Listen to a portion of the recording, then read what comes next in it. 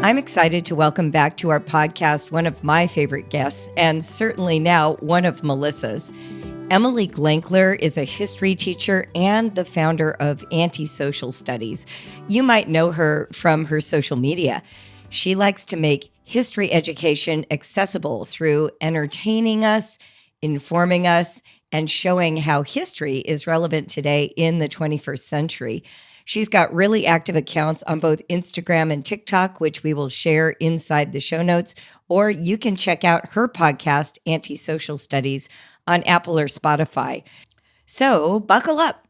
Let's listen to Emily. This conversation was incredible. If you have any misgivings or doubts or desires to understand how to teach history, I think this episode in particular is going to give you an amazing array of tools and handholds to make that journey easier. Honestly, it's one of my favorite conversations we've ever had on the podcast. Melissa felt the same way. So let's dive right in. Emily, it is so wonderful to have you back on the Brave Writer podcast. Thanks so much. I'm so glad that y'all invited me back. Oh, I'm excited to get to be part of this discussion. The last time you visited, you and Julie had such a great conversation. It was a fantastic episode. Oh, thanks. Well, yeah. And so before we dive into our favorite questions, tell us what you've been up to since the last time we spoke. What are some of the projects you're working on? Yes. Well, I believe since we last spoke, I've left the classroom kind of indefinitely. So I'm spending all my time focusing on creating content, good history content for the internet. And the newest project includes, I'm building a team of experienced teachers to help me build a U.S. history online homeschool course. Wow. Homeschool. Yeah. That's amazing. We're so excited. For what ages? So we're building it with a high schooler in mind, but in my mind, it's kind of grades 8 through 12. Again, I'm getting a team. There's going to be 5 of us. We're all certified, experienced high school teachers. This first course will cover the first half. So we're going to kind of launch it in August so that someone could follow along and basically cover all of U.S. history throughout the school year. So they could do this course in the fall semester if they wanted. And yeah, we're going to be focusing on just kind of the good best practices that I'm sure we'll talk about that a lot of high school teachers are doing all the time, a lot of diving into historical documents, critical thinking questions, writing, all that good stuff. Oh, yeah. Well, that's right up our alley. My favorite thing, right? Yeah. Yeah. Well, before we dive into critical thinking, we have to talk about your recent trip to Jordan. I followed it along on your Instagram. You did the best Indiana Jones dubbed clip of all time because of the location. Can you share a bit about that trip and why you took it and what you hoped your followers would take away from it? Yes. So one of the projects I've been able to spend more time on now that I'm out of the classroom is my Historical Travel Society. So this is an organization or a group that me and a fellow teacher friend, also named Emily, we founded together because we used to always run trips abroad with students. And those were really fun. But then we kind of were always thinking, you know what, adults would appreciate these trips a lot more than a 15-year-old.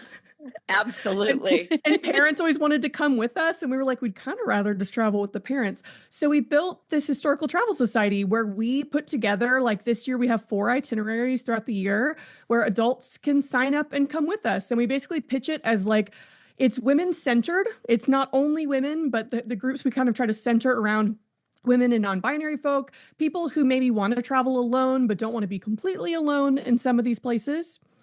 And we try to go to somewhat adventurous spots that are full of history, again, where a solo female traveler might not pack up and go to Egypt on their own, which is where we went last summer, or Jordan, which is part of the reason why my friend Emily and I were there. So we got invited by a travel agency who saw we were doing this, saw we were kind of going to adventurous places, and invited us with the hope that we would fall in love with it and people would want to go there. And I think it worked. Put me on the list. For sure. That is literally my dream. I just hung up the phone with my ex-husband. We lived in Morocco when we were young for 4 years over an 8-year period. He's on his way back for the first time since 1991, going to all the places that we were. And I literally just said these words.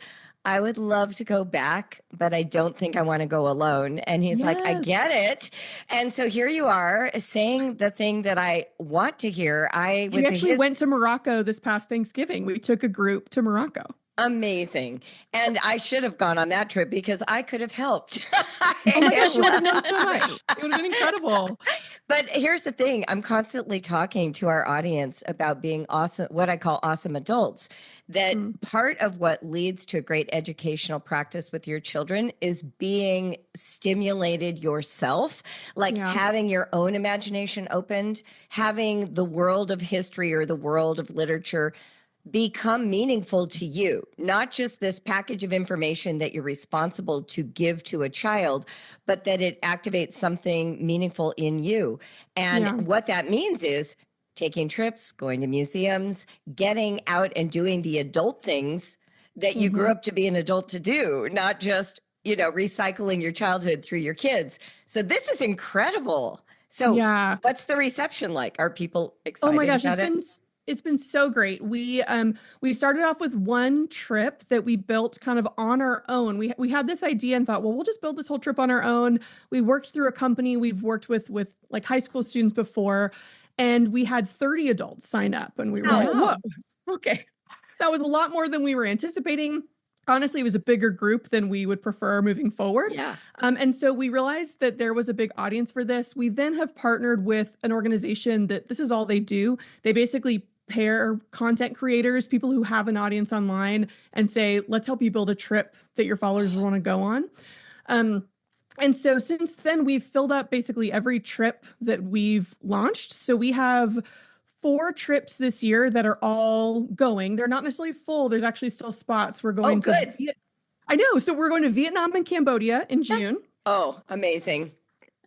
we're doing actually 2 of the same itinerary in Peru in July because that was so popular. It filled up. Wow. So Emily and I are just going to spend 3 weeks there and just back to back meet people and show them around our like favorite ancient civilization.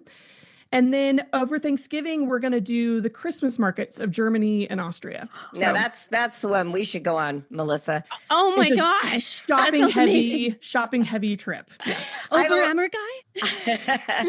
I've already been to Angkor Wat and Machu Picchu, so let's do Christmas markets. You should, for sure. And we are, goodness. because of our trip that we just went on, there was a lot of interest in Jordan. So we're already kind of thinking about our next year's trips. And that's definitely one on the list that we're going to see if we can figure out a way to make work. So. Oh, wow. This sounds really fun.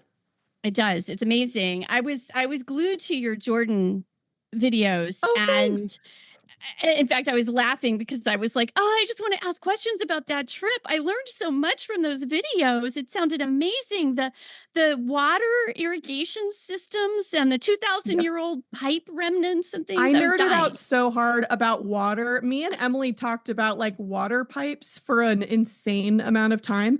And our sweet guide, Kamal, who was with us the whole time, he did not budget enough time for these places. We were like, hold on, stop. We have 30 questions before you move on. I think he was so excited by the end because normally, people are hot. They're like, whatever, it's an old thing. And we were like, no. We have a million questions for you. Like a true historian. I love that.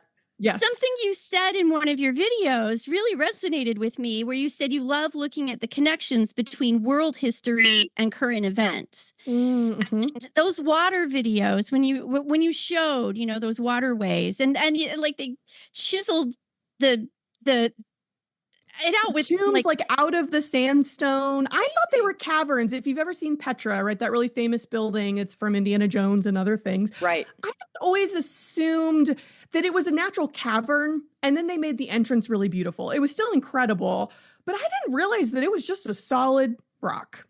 It just blew my mind.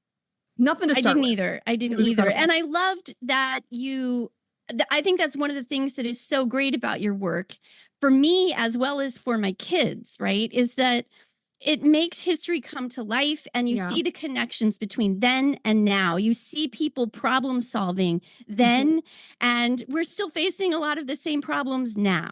Yeah. Yeah, it makes me realize how quickly I would not survive in an apocalypse, because I go to some of these and I'm faced with this kind of simple problem of like, well, you're in a canyon and it's going to rain. What are you going to do? And I'm stumped. And of course, they're like, well, we will chisel out a massive tunnel to divert the water. I mean, it's incredible. Yeah. I have said that for years, that I would be useless in the apocalypse. The only thing I can do is like stand on a rock and yell. But Yes, you know, I'd be I the can't storyteller. I'd be the exactly. keeper of the stories. I'd be like the giver. That would be Yes. my role if people would keep Yes. me around. Or like in the Shakespeare troupe, like in Station 11 or something. But you would Yes. not find me Right. making glass or figuring out how to, you know, turn wool, sheep's wool into clothing. Like 100%. none of that Yes. is me. Tell That us, I could do. yeah, you could. Um, Tell us a bit about what it takes to read history and interpret the record. Like, you are a trained historian, you're getting ready to Yes. create this course, you're taking people on these trips. What can a parent do if they're not trained in the disciplines of history? How do they I notice, especially right now, we're kind of in this heightened moment when we're asking these very important questions, like what is democracy? What is government? What Yeah. is a constitutionally controlled democracy versus just a regular one? What is fascism? Like all these questions. How can a parent approach the historical past and, Yeah. you know, reconcile it with the current Make sense of contemporary it. situation, right? What are the best practices that you would recommend? It's a great question. And it's kind of like I've built now this whole career around that question, because my short answer is there haven't been a lot of great resources for people who want that middle of the road, who they don't want to go pick up a textbook. Like who wants to go read a US history textbook? No one. No one does. But you're not also going to dive, like, you're not going to go to the Library of Congress digital archives and start diving into primary sources. Like, you don't even know where to start, right? True. And so my suggestion is there are a lot of great people I think of as like historical translators, historical communicators. I consider myself one of them, but there are a lot out there on the internet right now who basically are trained historians, experienced history teachers who are able to give this kind of medium level narrative to get someone started, right? And the idea is that that's just the start. And so the hope is that you find maybe 2 or 3 voices. I know a lot of people love like Heather Cox Richardson, right? Yeah. They get her newsletter or Substack every morning. Or you find someone, I have a few that I kind of go to for different types of history. And you find people who can communicate the historical narrative in a way that's accessible. And then from there, you can start to dive into the actual work of looking into the history, right? Something sparks your curiosity, or maybe you don't understand something, someone's explaining it and you're going, that actually doesn't match with my understanding of it. Well, then that would be a time to go onto the wide world of the internet and start doing a little bit of your own research and start kind of diving in, see if you can find maybe a PhD level historian who's gone more in depth on it.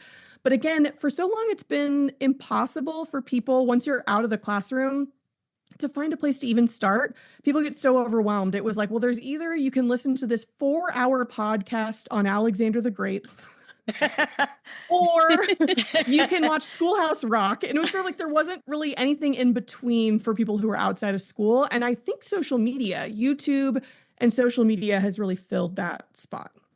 That's really an excellent point. I do like your comment about narrative. One of the ways that parents in the homeschool space have become sort of utterly gagged by history, they're so excited about it, is historical fiction. So they're reading these books for middle grade that really simplify a lot of those concepts, but tell them in a story format. And I remember being at a dinner party with 3 homeschool moms and our husbands. So there were 4 couples, and the 4 moms were discussing mummification and ancient Egypt practices. And the men were doing something else. And one of them looks over and they're like, wait a minute, what?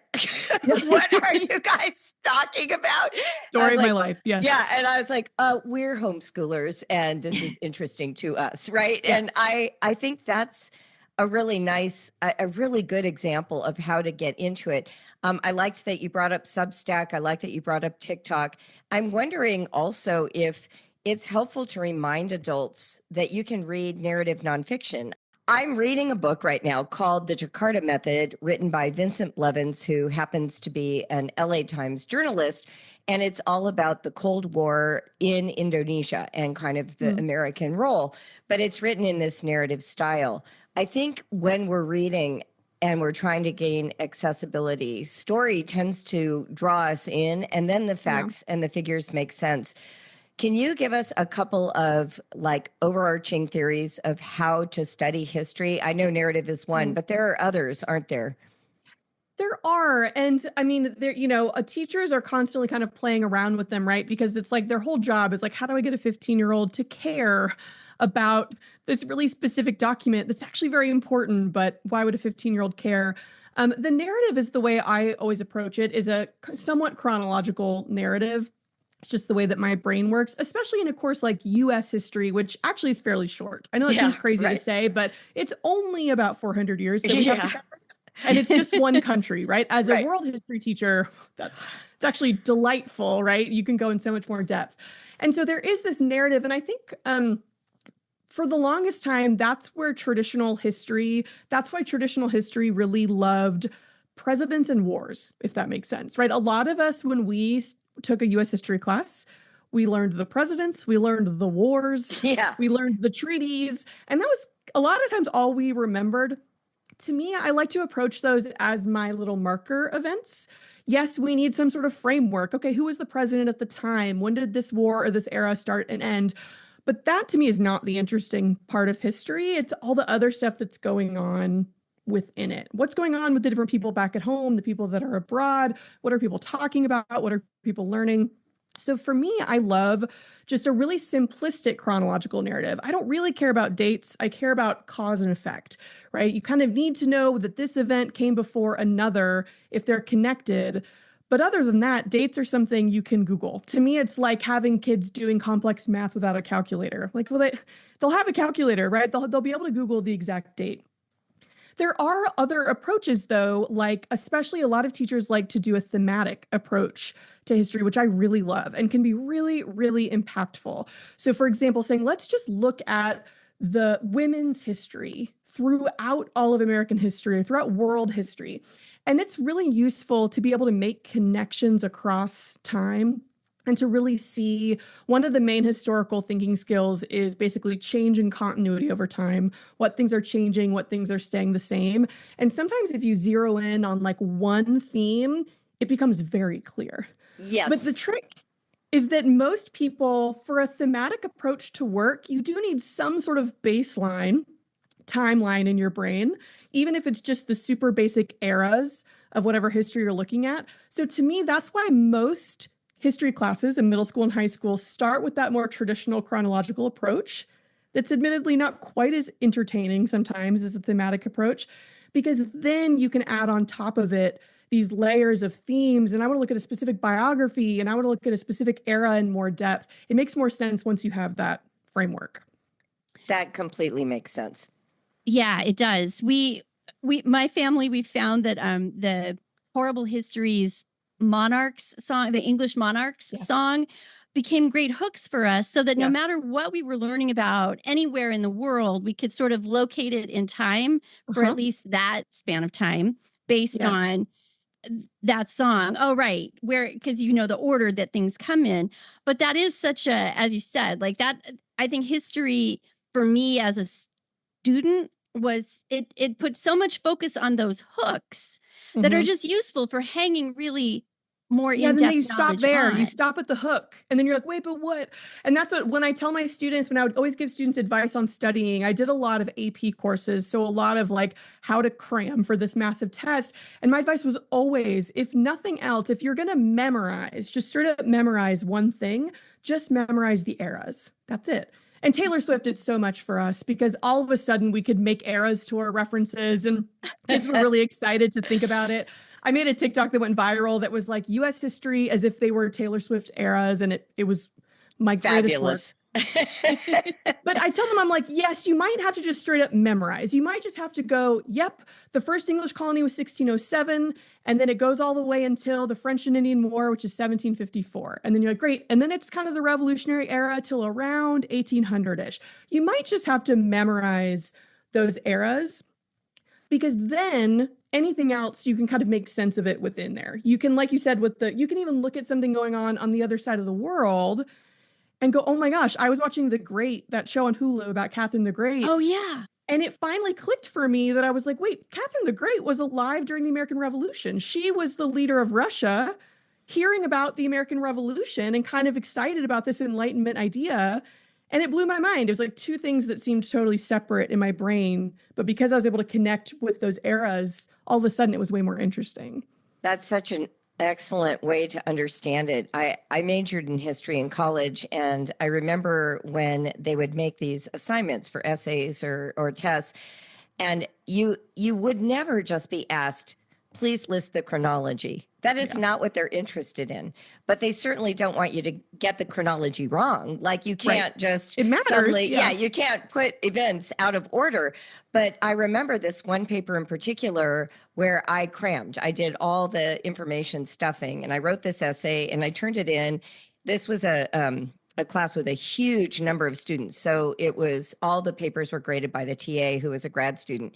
And out of a class of over 200 people, 2 people got A's. The next group got B's, and then most people got C's and D's. And for the first time in college, I got a C on my writing, which never happened. And so he's like, you can come to office hours to understand. So there was this line down the hall of just dozens of students, and he had like office hours for days, and we each had time with him. And when I walked in, he said, you understood what all the information was, but you understood nothing about it. And I was like, because I got the impression that you wanted all this information. And he's like, I have the information. The information's in your textbook. I need to know what you think about this information. And I was kicking myself because that's what I usually did, but I misread what this test was. So he gave everyone like a chance to do it over. But I've thought about that as like this really big demarcation in my understanding of being a student of history. And so after that, I did typically go thematically with my writing, and then I would incorporate the information. I would find some aspect of that story that was what I really wanted to feature. So I love that you brought that up. I think a lot of insecure homeschooling parents, you have one understanding of history, and it might be the one that you had in high school that was boring. And then you just repeat that with your kids. When history can be so life-giving.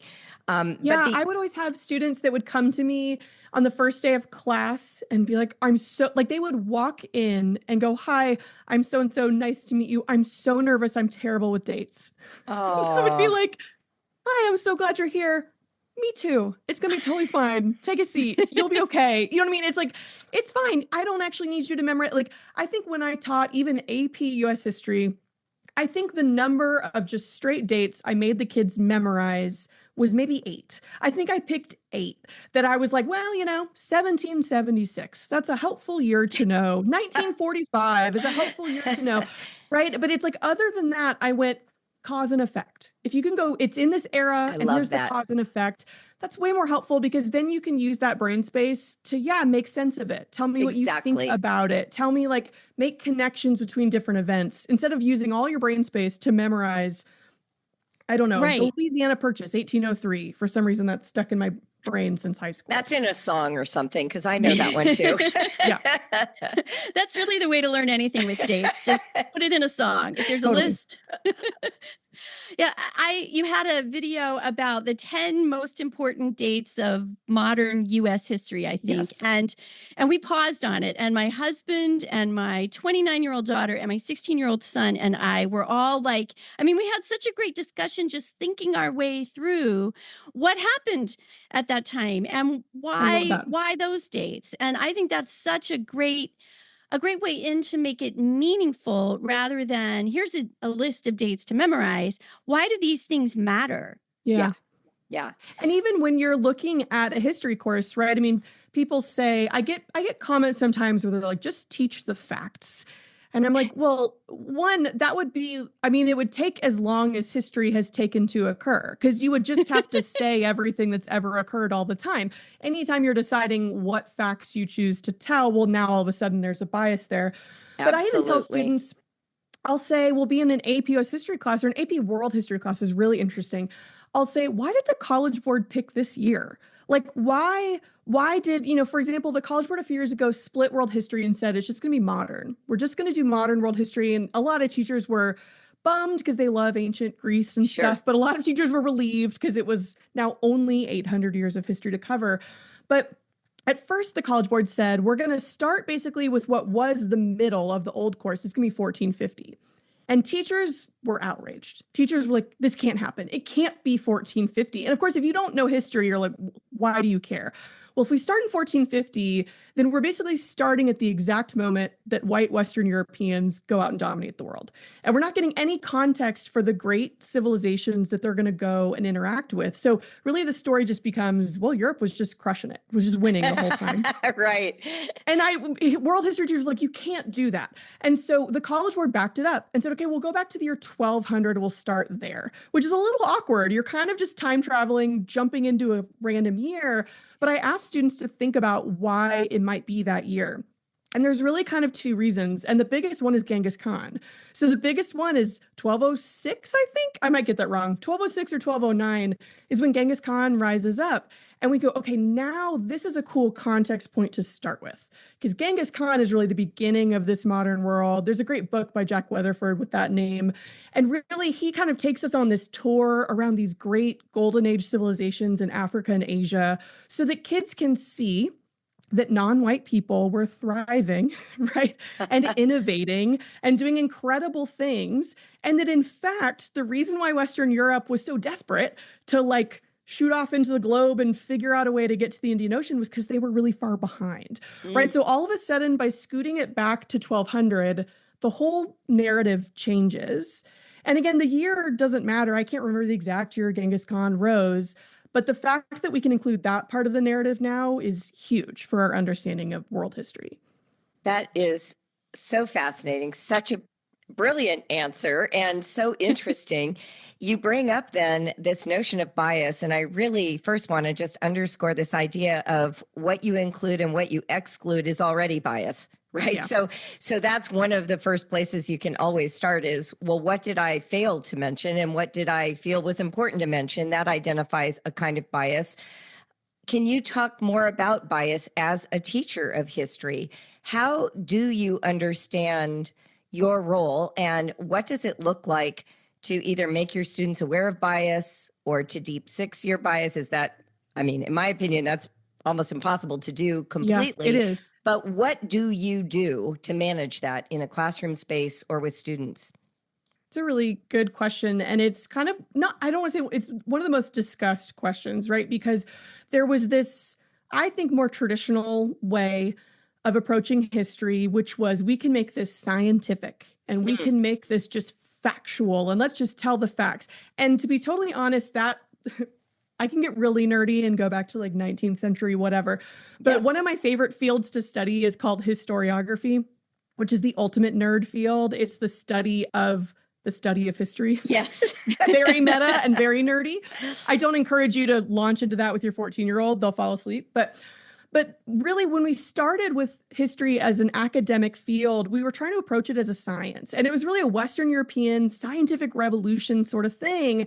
And so what they chose as the facts, the scientific facts, were what they were interested in, right? And so again, it was politicians and leaders and wars and dates and battles. But what's happened over the last 50 or 60 years as education has become more accessible to more people, right? Thanks to the 1960s civil rights movement, all of a sudden we have people going in and going, I actually don't really care about Alexander the Great at all. I don't actually really care about Napoleon. Who cares about the Battle of Waterloo? I want to know what Black people were doing in Revolutionary era France, right? All of a sudden, or I want to know what was going on with women in Alexander the Great's empire. What happened to all these women he made marry all of his generals? And so all of a sudden we start expanding and they're all facts, right? We're all just deciding which facts we want to include. That was a little bit of a tangent, but I think that what's happening right now is I think there are a lot of people who are scared, who are reasonably very scared that when they hear about historians or history teachers adding to the narrative, saying, well, let's also talk about Sally Hemings and who she was and what her story represents. I think there are people that are scared that that means we're deleting other things, that they think that means I'm not going to talk about Thomas Jefferson's Declaration of Independence and all the great contributions to our country's history. No, I'm just adding another layer to it. And so when people say just teach the facts, right, it's always like, well, which ones? And in what order, right? Do I teach Thomas Jefferson as a slave owner first or as a founding father first? Whichever one I put first in his bio is going to impact how you feel about him, right? And so for me as a history teacher, my job is to read a lot. My job is to listen a lot to like PhD level historians, get what tends to be the consensus amongst many historians, and kind of present that to my students and say, this seems to be kind of the general narrative. And if it's something that's controversial or debatable, say here tends to be one side of the argument. People tend to argue this. On the other side, people tend to argue this. Here's the evidence they use. Go at it. Go crazy. Take it home. Decide how you feel about it, right?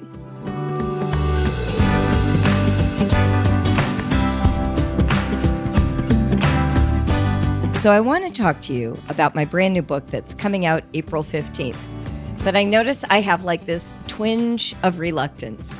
And I was trying to pinpoint where it was coming from, and this is what I realized. This is my fourth book I've told you about. And so there's a bit of a difference between announcing my very first book and the fourth one. It's sort of like the difference between saying, hey, I'm pregnant for the first time, and everyone throws you a shower and buys you gifts. And by the fourth kid, you're like, I'm pregnant. It's my fourth baby. And everyone's like, good for you. But here's the funny thing about this particular book. It really is the culmination of everything I've worked on for 25 years in Brave Writer. My publisher came to me and said, Julie, don't you want like a book, a book that can be checked out off of a library shelf, a book that can be purchased and listened to while you're washing dishes or taking a walk? And I realized that's true. It would be nice to create something that could outlive me, that wasn't just curriculum, but could help parents of kids who are in school as well, not just the homeschooling community. And then I wondered, well, what would be the angle I should take for that project? And I suddenly knew. If I think about the number one complaint of kids around writing, it's this. They say, I hate writing. And that's when I knew I had it. This book is called Help, My Kid Hates Writing. And my goal is to transform both the experience of your young writer and your experience coaching them in writing. I know you're going to like it because I tried to make it interesting to read. I have humor, examples, and a lot of information that you won't get from our Brave Writer curriculum. There's a whole chapter on AI. There is a lot of attention paid to healing the damage that writing instruction in its traditional format cause to adults and kids. So thanks for pre-ordering, especially in hardback, which helps the book make bestseller lists. Wouldn't that be cool to have a book written by someone in the home education space actually show up on one of those bestseller lists? I'd be amazed if that ever occurred, but I'd love it to happen. So thank you. You can order this book anywhere books are sold, but we will include a link in the show notes to my brand new author website. I figured by the time I had a fourth book, I probably needed a website as an author. So you can take a look at that as well. Thanks again for all your support over the years. I hope this book helps you, helps your cousins, helps your best friends, helps the lady that is the writing coach that you hired to help your kid. Thanks for pre-ordering. Make sure you hang on to your receipt. We have some pre-order bonuses coming that you won't want to miss, and I'll share about those soon. Again, it's Help, My Kid Hates Writing, How to Turn Struggling Students into Brave Writers. Go to juliebogartwriter.com. This reminds me very much of when I got my master's. I got it in theology, and I took this Hebrew Bible / Old Testament course. And our professor was telling us that she was a part of an email list. This is back in the early 2000s, so before discussion boards, really, that was all about the 40 years in the desert of, the ancient Hebrews. And she said that they literally had to shut down that topic because the debate about whether it really happened or not became so fierce. And the people who held each view had no room for the other person to have a different perspective. They had all their evidence lined up on both sides. And so when she taught us, it was one of those early moments where I was like, oh, I don't have to pick sides. This is amazing. Yes. She stood there and outlined a persuasive argument for both and never told us which one she ended up adopting for herself. And that was Yeah. such an interesting model of how to engage with a historical event, and what it meant to find research. One of the things that I really learned, especially because of the nature of theology, there's such a difference between an apologetic and actual critical thinking. And a lot of times, even in history and the social sciences, people go in with a perspective they've already found, and then they're trying to back it up with research that they sort of accrue to that position. But true critical thinking is supposed to go in and ask the question and follow wherever they get led. Can you talk a little bit about that? When you're helping students, how do you help them not just double down on an idea that they've heard at the dinner table? How do they expand their own ability to hold the tension of not knowing, of multiple points of view being legitimately logical and irreconcilable even, but also not necessarily conclusive? Oh man, such a great question. My number one, a crusade, if I will, that I went on for a few years as a teacher was to end classroom debates. I love that. I went on this crusade. Please, can we stop? And I want to be really clear what I mean by this. Can we stop the you're Athens and you're Sparta and you're going to debate which one was better? I did it. We've all done it. Kids wear togas. They make flags. It's really fun. And it's the worst thing we can be doing right now with our divided partisan world, because all it does is teach kids there's a right and a wrong and there's a winner and a loser. And that's just not the way it is. Now, we can still do that exact same lesson, but we can change the question. And this is something where I've really drunk the Kool-Aid from the College Board, is that they've started to rephrase their essay questions. And they have this beautiful prompt that almost always starts with evaluate the extent to which. And it's my favorite type of prompt. Kids hate it because they get freaked out by the big words. But I go, no, this is the nicest prompt they could give you, because what they're asking is, to what extent were the Athenians great? To what extent were the Spartans great? And to what extent were they maybe both somewhere in the middle? And all of a sudden you have this room for nuance that you don't have if you're like a pick a side pro and con debate. So that's sort of my first step. My second step was to encourage people to have, instead of debates, I call them productive discussions. And I'm like, your job in this productive discussion, whether it's about current events, I taught a lot of classes that were literally, the whole point was to discuss current events. Yes. I taught a current events class through the 2016 election cycle, and it was a crash course in a lot of this stuff. It was stressful. But I said the goal of a discussion, the person who wins a discussion, quote unquote, is the person who walks away understanding the most perspectives. Yes. Who can walk away and really understand, not necessarily agree with, but go, oh, I actually really understand why someone would think that. And I understand why someone would think that. You don't then have to agree, but you basically walk away with the most knowledge. And all of a sudden, like you said, telling students, you don't have to have an opinion on everything. You don't have to walk in with a stance on Athens versus Sparta. You can walk away going, I don't really care, but I at least know what the two arguments were. It's so freeing, especially for young people right now who feel like they have to make a statement about everything in the world.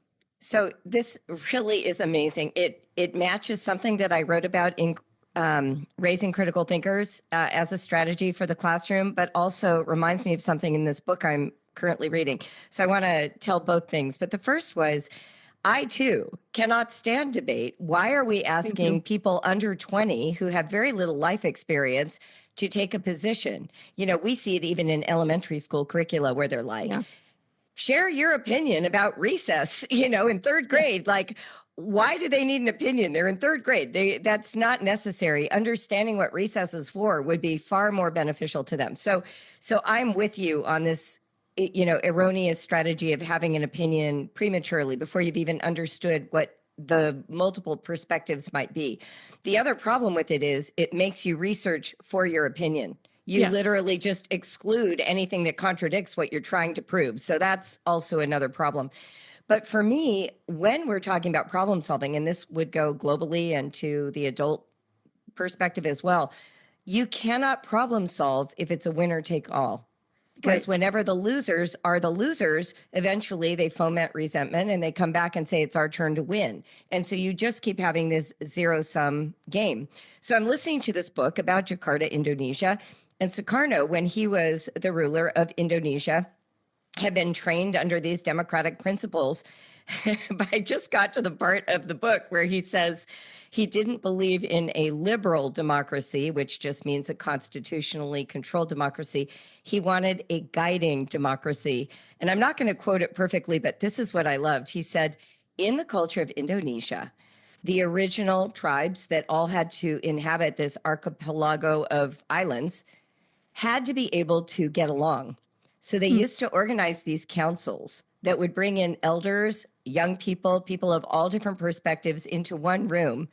And they had to be together guiding what the outcome would be that would benefit the most people, which to me is literally what problem solving is. We get all the people in the room that this affects, and we work for a solution that meets the needs of as many of those people as possible. And he said that this liberal democracy style, constitutionally controlled, created winners and losers and created right and wrong and a kind of debate that was alien to the caretaking structure of Indonesian native culture. Isn't that amazing? Very much what you're talking about. Yes. And just this idea too of, again, the importance of historical context, right? The importance of when you go to Jakarta and you want to sit down as one of the Cold War leaders and sit down with and try to figure out how can we get you on our side, understanding the long history of those people might come in handy, right? It drives me crazy when people are like, well, why do you need to learn history? I'm going to go be a doctor. I'm going to go be a lawyer. I'm going to go be a whatever. And I'm like, you would be shocked at how many times you step in it, basically, or you create some problem because you don't have any context for like the world you're walking into, the experience you're walking into. Yeah, so important. Well, and every subject has a history. Medicine has a history. Right. Like I remember when I was majoring in it, realizing that history isn't actually a subject. We're just studying the story of all various things. You can study the history of technology, the history of a piano, the history of plastic. I mean, honestly, it's just the story. And so our general way of understanding history is that it's the sequence of events. But every aspect of our lives and our world has a story attached to it and even events. So when I say in The Brave Learner, everything can teach anything and anything can teach everything, I really mean that. Embedded in everything we look at is history, is science, is technology, is language, is communication, is literature. So that's such an eye-opening way to think about the world. You can start with a child who says they hate history. Well, one of the places I began with history with one of my kids was the history of roller coasters. And you learn everything about history that you need to learn by studying the story of the genesis of roller coasters. Amazing.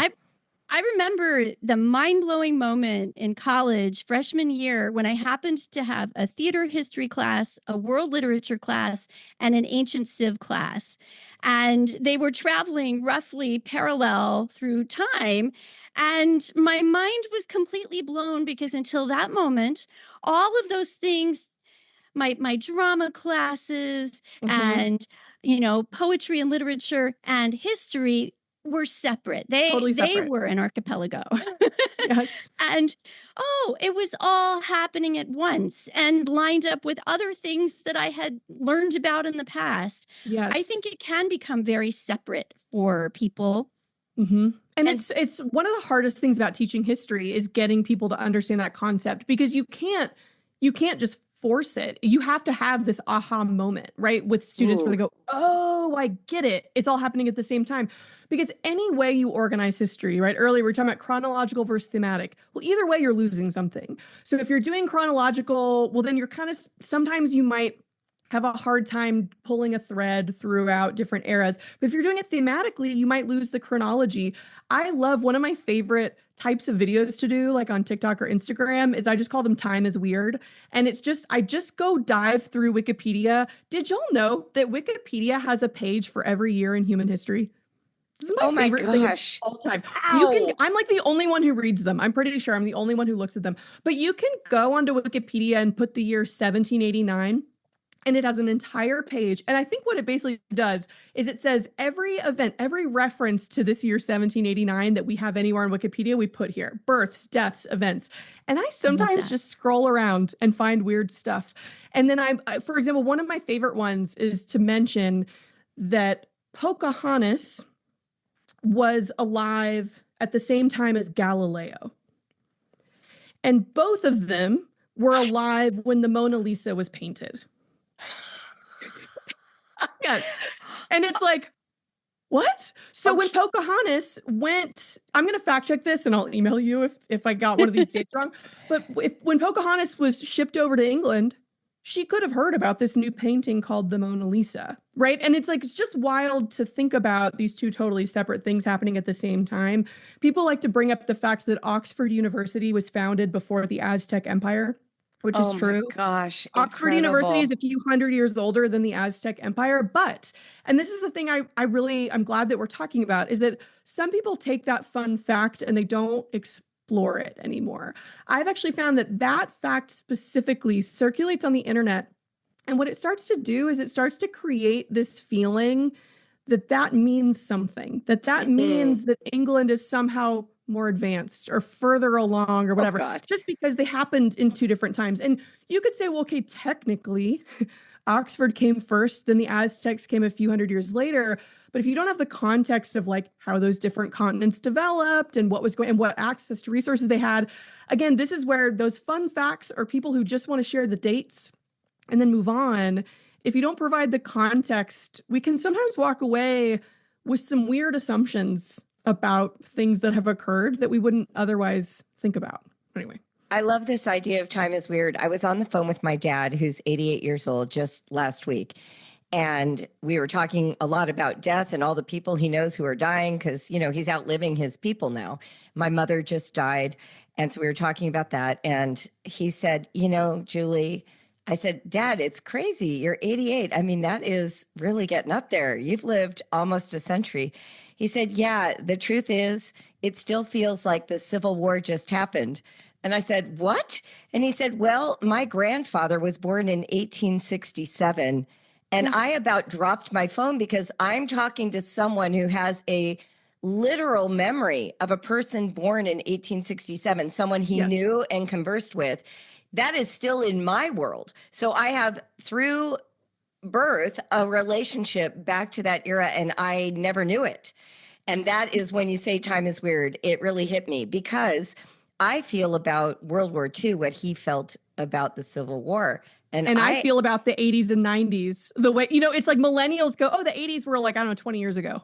Yeah, they're not. Go, oh, no. No, but for me, World War II was only 15 years before I was born. So it has always felt very close to me. And here we are coming up on 100 years, right? Like it's a very, time is weird. Time is weird. And I always feel like the reason adults start to get into history is they've just gotten enough decades under their belt to start to feel the weirdness. You know, when you're 7, you've barely made it to the planet. You can't imagine, you know, decades. So yeah, very fun. And I want to do one live fact check, which is just that the Mona Lisa had been painted about almost 100 years before. So Pocahontas and Galileo are alive. And the Mona Lisa has been painted within the last 100 years. It's like this kind of new recent piece of art. Okay, got it. Oh, I love that. I love that. My new book is set in the summer of 1980. And I was really thrown when I saw the description on the contract as historical fiction. I was like, no. I know. One of my favorite lessons in US history was to do my slideshow about the 1990s. And it was hilarious. It was so funny. I used all of my own pictures. It would be me with my Beanie Babies and we'd talk about the .com boom. Oh, yeah. It was just wild to teach kids and go, have y'all heard of this woman named Monica Lewinsky? And they're like, who? I'm like, oh my gosh. Right. Buckle up. Right. There's a big story here. So yeah, I think that those are the little hooks that can get people interested in history. Yes. And then I think the diving further is where you want to explore. Well, does that mean that the Aztecs were somehow behind, quote unquote, England? Well, I mean, maybe in years officially, yes, but in terms of civilization, no, they were just totally different, totally nuanced with access to different resources and materials. But yeah, I love blowing people's minds like that. Do you know this book, The Timetables of History? I love that book. No. Was really popular with homeschoolers, especially before the internet. But it does a similar thing. It takes a year, like 1674, Yes. and then it shows history, literature, religion, visual arts, music, science, technology, and daily life in this table. And so we would do that. We'd be reading a book, and then we'd go get this and just kind of spool it out and kind of get a feel, what else was happening. Because sometimes the other tragic thing about the study of history is thinking that it's just about wars. And a lot of people do. They think it's all the history of battles, when history includes, the Renaissance and music and art. And so that's wonderful. I want to pivot for a moment because we're in March as we're recording this, but just last month, February, which has traditionally been called Black History Month, that got removed as a designation in our country. And I saw someone do a post saying, it should be Black History all year. Why are we just focusing on it for a month? But I really thought, well, that's an interesting discussion point for a history teacher. Yes. Do you think there was value in having it designated for a month? Do you think that there were benefits and liabilities with that structure? How do you see it? Great question. I have strong opinions on this one. So I'll just start by saying that. I'll start by saying owning my bias. I have strong feelings about this one, which is that I think it was 100% beneficial to have a Black History Month, and same thing to have a Women's History Month, and to have all these different history months, because the status quo, the inertia of history was white male history. That was just sort of, if you're just going to kind of keep trucking along as a teacher and go, well, let's just pick up the lessons we did last year and do them again this year. Let me take the history I learned in high school and I'm going to teach it to these new kids. Well, what that's doing is just perpetuating this one story. And it's a valuable story. We need to learn the history of white men to understand American history, very much so. But it's just, that was sort of the inertia, that was the neutral. And so the way I view these history months and big holidays and stuff is it's almost like this affirmative action approach to history, to go, okay, we need to really acknowledge that this is a part of history that has not been included well enough. And so, yes, we need to have this moment where we encourage teachers to stop and go, let me put up different posters in my room. Let me pause and think about some different stories I can tell. And yes, I would love to get to a point. I would love to get to the point where we didn't need those anymore. I would love to get to the point where U.S. history could fully be inclusive, and we could just trust that, of course, every week, every month, we're talking about women and people of color and LGBTQ people and white dudes and all the people together. But I just know that's not happening in most classrooms right now. So we still need that little push to get there. So I think that it's, when people make that argument, I think there's two types of people making that argument. I think there's people in really good faith saying, well, I don't want it to feel other. I don't want it to feel weird to go, now it's a Black History Month thing. And I think that's a really valuable take. We don't want to make it feel so weird that the Black kid in class goes, wait, why do I need a month? Why is this strange, right? And or as Chris Rock says, why do we have the shortest month? Yes. Why was it the shortest month? Which actually, I will say, I can't remember his name, but the guy who created Black History Month, he chose February specifically because it was Frederick Douglass's birthday. Oh, got it. It was Frederick Douglass and Lincoln's birthday were right next to each other. So that's when he put the week. So I will say that that's not some conspiracy plot. It just sort of happened that way. Yeah.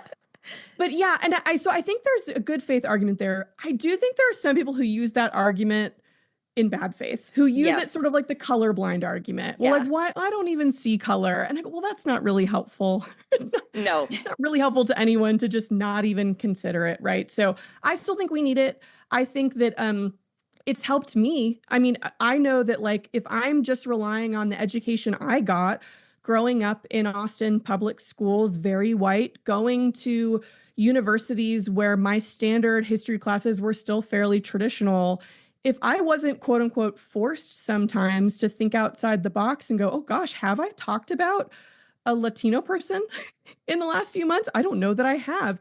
And I've then been encouraged to go research and learn more on my own. So it's made me a better teacher because it kind of gets me out of that status quo.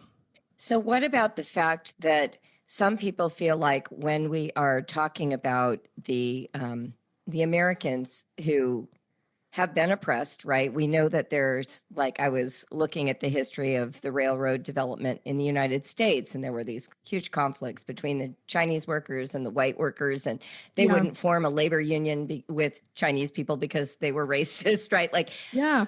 that is, or like when we all learned about Juneteenth, and everyone's like, how did I never know about this? And it all Yes. happened in like 1 year. How do you speak to people who say that that somehow makes us remember our shameful acts and lose pride in the United States, and that somehow the way those things are being taught actually undermines having a sense of being an American as a good thing, right? How do you respond to that? Oh,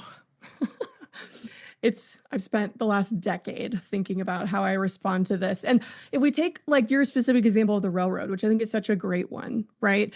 And we go the tradition, the super patriotic narrative, right? So again, the field of history being included in public school, the purpose was patriotism, right? And that was literally public school gets invented in the late 1800s. Yes. Horace Mann, there's some other people. And one of the reasons why they include US history is because they know these public schools are going to be educating immigrants. And so literally they say, we need to make sure we teach US history so that everyone can get on the same page about like who we are and why we're great. And so it's really important to understand that was the origin of like a secondary, K through 12 level history class. It literally was to create patriotism and to create kind of this assimilation of culture. And we're now doing something different, which I think is much better and much more interesting. But so if we take the traditional narrative of the railroad, we would go, wow, the Transcontinental Railroad, Yes, 1869. that's how I learned it. Yeah. Oh my gosh. And they meet together at this whatever point in Utah. And there's this photo and we're celebrating. And we have the titans of industry and Carnegie and Steel. And we have that. That's true. It is like this incredible feat of engineering that we've done. It's also a method of empire building. Right? Totally. We could also go, why were we building railroads and why did the state want to build them so quickly? Well, maybe it's because we're racing to conquer the continent before someone else can get there or before other groups can build resistance. Maybe that's also true, right? And also, why do we then allow all of these immigrants in who we've deemed, quote, air quotes, inferior? Well, it's because we want it built very quickly and very cheaply. And so all of a sudden we have a lot of Chinese immigrants coming in. And then I would encourage my kids to pause and go, why were so many Chinese people leaving China? Yes, exactly. And hopefully they've taken my world history class and they go, oh my gosh, the crisis of the 19th century, the Opium Wars, and all these other things are going on. Yes, you're exactly right. Right. And so we can start to connect it all together. And we can see that there were layers of darkness underneath this great celebration of the railroad. And it's all there and it's all true. And like that, you don't have to then walk away going, the Transcontinental Railroad was great or it was evil. You can just go, it was built. And here are the ways that it was built. And if we look back on it now, there are a lot of really shameful things. If we also look at it within its context, there were some really incredible things, right? Why were so many immigrants wanting to come to the United States? Because it was the freest country in the world at that moment. And yeah, we can put asterisks. It was definitely not totally free, but I just think it's that back and forth, right? It's being able to hold two thoughts in your head at the same time and go, wow, was Carnegie an evil dude or a great guy? And you're like, I think he was both. I think he could have been both, right? And it makes people uncomfortable. And so that's the thing. People want a story and they want to be told how to feel about a thing. And that's just not history. That's not what history does, right? Oh, Emily, oh my gosh. It's really powerful. The combination of curiosity as an approach and context as the important underpinning of what we're even doing here. Yeah. I know that. So you taught AP, did you US and world history in the classroom? Yeah. My baby actually was world history. That was like my favorite course was world and then AP world history. And then when you teach history, at some point, you're going to start teaching US history as well. Sure. And then I came to love that course too. And I think in the last 5 or 6 years, I've really clung to US history because it's the thing people want to know the most about, right? We want to know, how did we get here? Have we been here before? But I love both. And I love having my background in world history so that I can make those connections. Yeah, those are the two. And then I always taught some sort of like a current events, contemporary issues sort of course as well. Yeah. So you had mentioned that you have made your AP US history materials available for free. Is that still true? I found that really moving. I wondered if Yes. you could share like where those could be found and why you did it. Yes. Yeah, I've had a few little moments of like epiphanies over the last 6 months, as I think a lot of people in this country have, where they go, wow, I think something inside of me has shifted and I'm now viewing things slightly differently. The first was the day after the election. And my husband came home to me sort of manically going, I'm going to make a homeschool class. I'm going to make an online homeschool class. And I want to make sure that there's this thing available where people can learn the real, honest history and it's there for everyone. That was sort of my first big epiphany. And then my second one was right after the inauguration, which it was on MLK Day. And there was just so much happening in my history brain of going, oh my gosh, I'm posting quotes about Dr. King. And then I'm seeing these things that are happening. And I just thought about how stressful it is to be a social studies teacher right now. I mean, specifically a social studies teacher. And I mean, shout out to all the other teachers too. It's all hard. But to be a social studies teacher right now, walking into a classroom, having kids go, can you explain, fill in the blank? It's so stressful. And I know that. And I'm not in that anymore. Right. I mean, I'm getting that through DMs and comments and stuff, but I'm not getting it face to face with kids who want my help. And so I just thought, like, I really want to start living more according to my values. I really want to start thinking about what can I do in my own life to maybe make the world feel like it matches more what I think it should. And to me, I just thought I have all these resources that are sitting there in my Google Drive. And I'd done different things with them. I'd said, if you're a Patreon member, you can have access to them. And I had a whole AP World History course or bundle, basically, that was all my favorite lessons that I was selling on my website. And I was giving teacher discounts. I was doing what I could. And I just realized I was like, this is silly. Let's just put them all in one place and make all these things available to any teacher who wants them. And it really wasn't an act of charity. It was like to assuage my own guilt. It was genuinely like, I'm not in the classroom anymore. I'm not in the trenches. I'm also not updating these lessons anymore. And there are other teachers who are. And this is something very simple that I can do to make their life a little bit easier. And I just felt so like a lightness afterwards. I just said, it's all free. Here's the link to my Google Drive. You can go find, if you go just kind of on any of my social media pages, you can just see there's a little box when you do the link and it just says, here's my Google Drive. And it's all AP US and AP World History materials. And I just felt like light and I felt better. So I think it was mostly selfish, but I'm sure it looked very charitable from the outside, which is fine with me. No, that's fabulous. That story is so the way it feels on the inside when you do that kind of stuff. I love it so much. Emily, we could talk to you for hours. I love talking with y'all. Yeah, I want to go on one of these, wild trips with you. And I am so thrilled that you are considering creating a homeschool course. We will want you back when that's available and want to support you. Thank you for coming. Yeah, thank you so much. And I will say I'm kind of making a little landing page for all this stuff that I'm mentioning. So the free resources, the homeschool course. So basically, if anyone is interested, they can just go to antisocialstudies.org and it'll all be kind of compiled right there. So you can sort of follow along and see what I'm making. Yeah, fantastic. And tell them about Instagram, TikTok, all the places that you like to share. Oh, yeah. I'm on Instagram or TikTok. I post the same things on both. So you don't have to get a TikTok if you're overwhelmed and don't want one. And you just find me Antisocial Studies. On Instagram, it's technically Anti-Soc Studies because someone had already taken the handle. And I've tried for years. They don't post anything. I've tried for years to get it. But anyway. And then I'm also doing a series. I'm actually doing a U.S. history series on my YouTube. So Antisocial Studies. And those lectures, I've started with like Jamestown, 1607. And every Tuesday, I'm posting a new video. I've made it through the Civil War. Those videos are actually going to become the basis for the homeschool course. So those are kind of available for anyone. And then we're building a course around those lectures that's going to include a lot more lessons, activities, assessments, all that good stuff. So you can find me on most parts of the internet.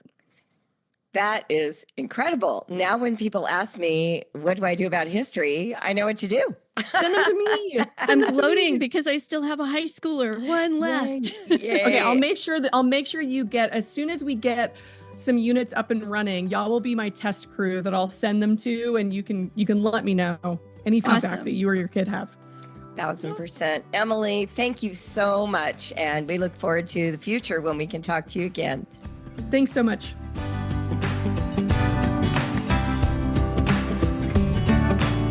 You've been listening to the Brave Writer Podcast. I'm Julie Bogart, and Melissa Wiley is my co-host. This podcast is produced by Nova Media with support from team member Jeanette Hall. Thank you for listening and for leaving either a starred or written review on the podcast app of your choice.